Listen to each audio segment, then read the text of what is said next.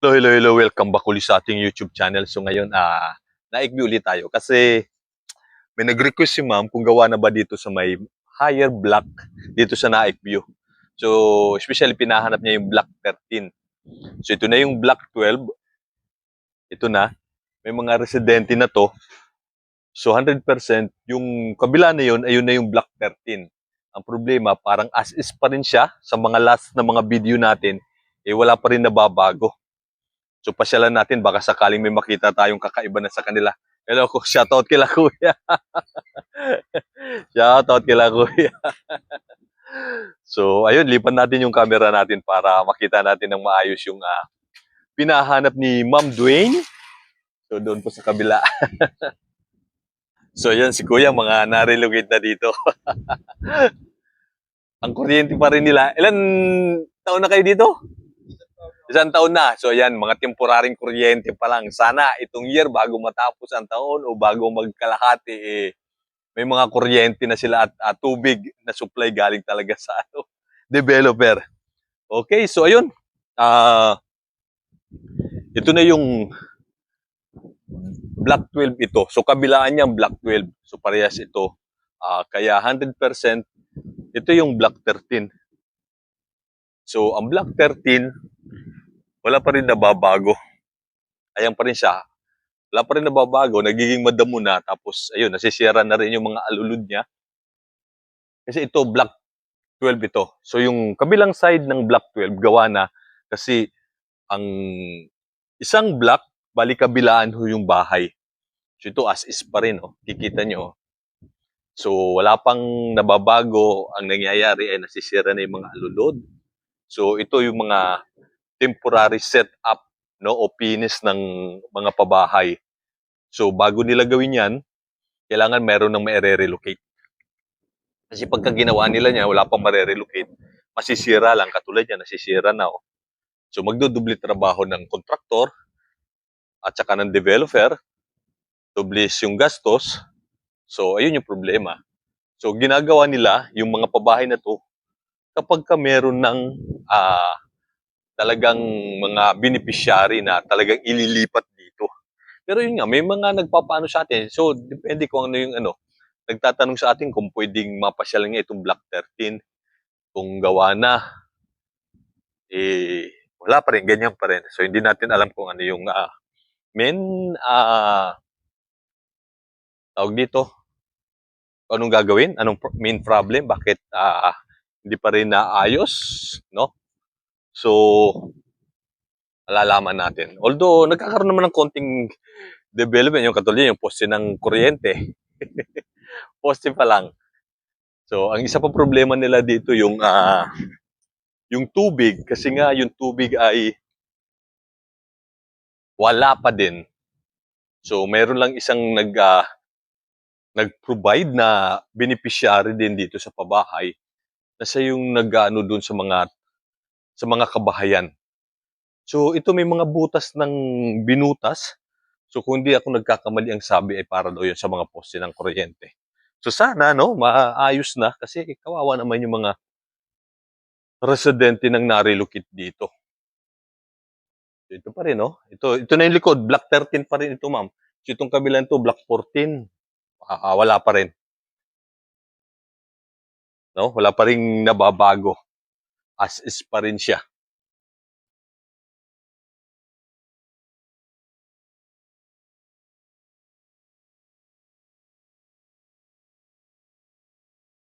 Oh, ayan, block 101. So block 101 ito halos gawa na. Ayan oh, haba nito. Sorry, block 107 pala ito. Halos gawa na ito. Baka may mga maililipat na dito. Pero alam ko sa bandang likod dito may mga na-relocate na. So ayun oh, nakakatuwa kasi may poste na rin eh. Tatlong poste na ng kuryente doon. Yun pa sa kabila. Ayun oh. Dumadami na. So talagang hintay-hintay lang. Patient lang. So na dapat parang naisasabay na. No? Hindi yung parang merong na nakatira. So saka pa lang nila ginagawa yan. Katulad nito. Diba? So dapat ayos na yung mga kabahayan tapos may mga may mga poste na ng kuryente para naman yung mga marerelocate, hindi magsasuffer ng gusto na wala silang kuryente. So dito, punta natin dito. So ito na yung pinakadulo. Dito, ang galing tuloy, oh. May mga poste na. Doon tuloy siya may mga residente, wala pa. Ayan, oh. Diba? So, pinakadulo na ito rito.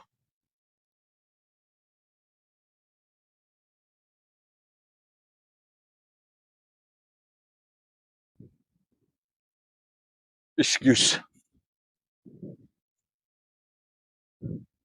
So, ito na yung pinakahangganan. Ito na yung pinakadulo nito sa may naik. Usually, ito na yung dulo talaga ng naik. Hanggang dito na lang, oh.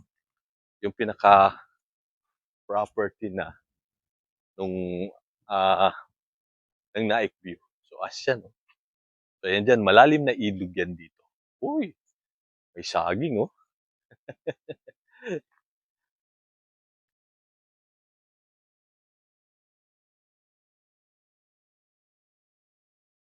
So, dito sa lugar na to, ang dami na ring mga residente na mga na-relocate.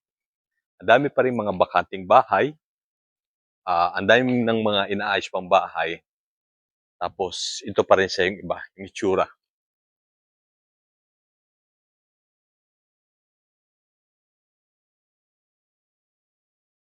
So, katulad dito, meron ng mga poste, pero wala pang mga tao. Wala pang residente. No? O, 107 pa rin ito. Dito sa kabila.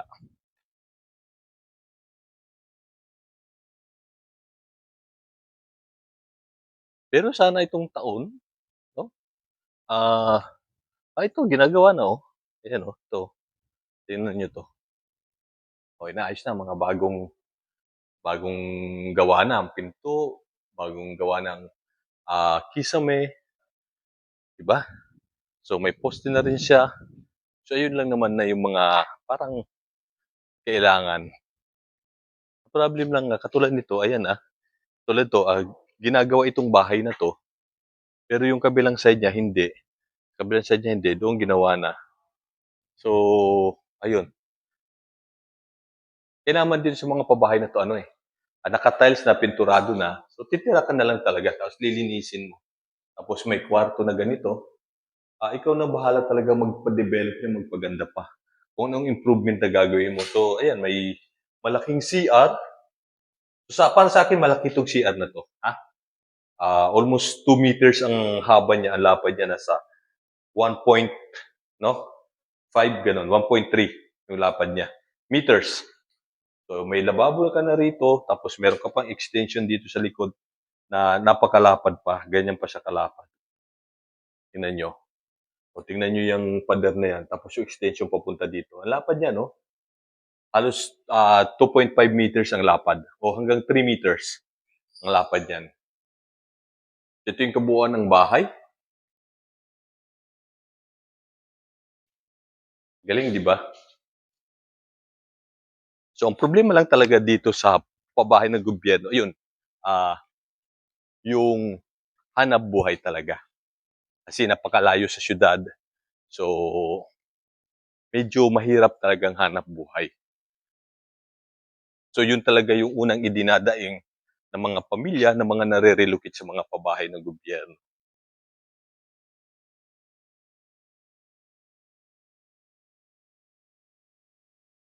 At sa ngayon, dito, wala, wala pa naman talaga silang katulad yun, tubig. So, pinubide lang talaga, ginawa lang ng para ng mga residente. Katulad yan, no?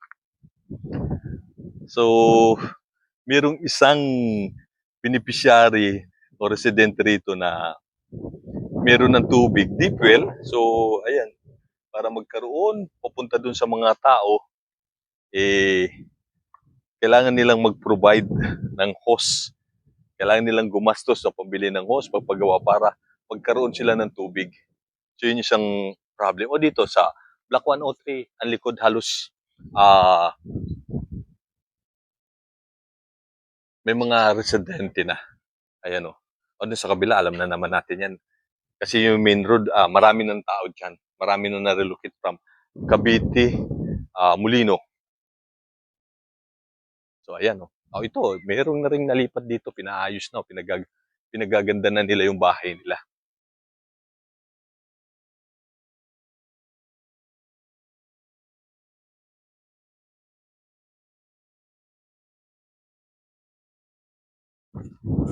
O dito naman sa kabila, tingnan nyo, yung pinagkaiba.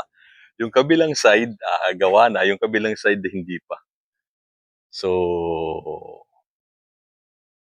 di natin alam bakit gano'n yung ano. Pero yun nga, sinasabi ko nga, pagka gagawin na, ibig sabihin kung may beneficiary sa gagawin. Pero doon nga sa Block 113, may beneficiary na kasi nagtatanong na kung ano na nangyari doon sa Block 113 dito sa Naig View. Pero wala pang ginagawa sa kanila.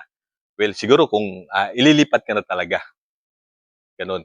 So, maganda na rito kasi meron ng poste dito sa lugar na to. Pero sana, well, ayun, gagawin naman na. Kumbaga, hantay-hantay na lang, sunod-sunod na lang yan. May asong lumabas. Balik na tayo dito. May asong lumabas doon. So, yun sa kabila din, no? May mga poste na. Nakakatuwa din naman.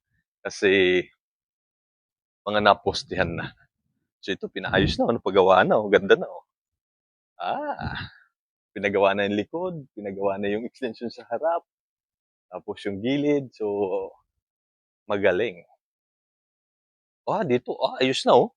Kita nyo yung mga poste, oh. So, may mga kable na. Tapos may transformer na kung nakikita nyo, di ba? So, ito 104. Uh-huh. So, 104, may mga pa isa-isang nare-relocate. Dito sa 100, Block 100, although gawa na, meron na rin. Pero yung iba, parang, tulad ito, may kortina na. Pero parang hindi pa rin nila tinitiran talaga. Kasi nga, walang kuryente, walang tubig. Ayun, yung mga kortina. Ibig sabihin, may mga tao na ito. Diba? Tulad dito sa kabila. Tulad dun sa kabila, nakita nyo yun eh. Kunti-container pa yung igib ng mga residenteng na-relocate na dito. Ito, ayusin, no? Block 100, Lot 4. So, well, ganun. So, ayan, dito sa kabila na yan, halos puro na ng mga residente dyan. May mga nakatira na. Marami naman na yung mga, nabago din kahit papaano. So, nagloko na yung video natin. Tumigil na. Bastos. Ano na tong ano natin? Gimbal natin, sira na. Mahina na. Hina na yung battery. Naglobat na agad. Tagal ko nang chinarge yun, Nagkamblelong na. Well, wala tayong magagawa. Ganun talaga. Kasi ordinary lang ito eh. Ordinary lang itong gimbal natin. So, dito tayo. Ang pinakikita ko sa inyo, yung mga bahay na wala pang nakatira. Mga bagong ayos. So, ito, 99. Ayan, may mga tao na dito. May mga na-relocate na. Halos puno na rin. Gandang hapon po. Halos yung block na yun, 99. May mga tao. 99 and 100. Yung kabilang side ng 100. Okay.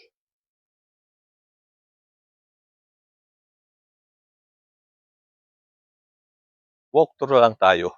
So dito, kabilang side ng 99 ay bakante pa. Although, ginagawa na yung iba. Yung 98 naman, ginagawa naman na yung iba. Katulad nito. Ito, finished product na, oh. Ayos na to. Pero parang iba yung kulay nito compare dun sa iba. Ano ba to? Kunting pintura na lang ito. Hindi natin mapapasok yan kasi nakalak na. Ayun, 99, no? Ang mga ginagawa.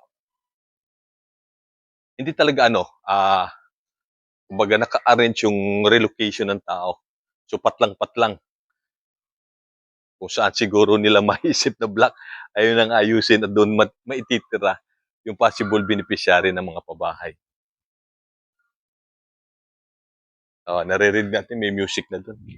Pag na tayong pumunta, at pasyal ko kayo dito sa ano na to.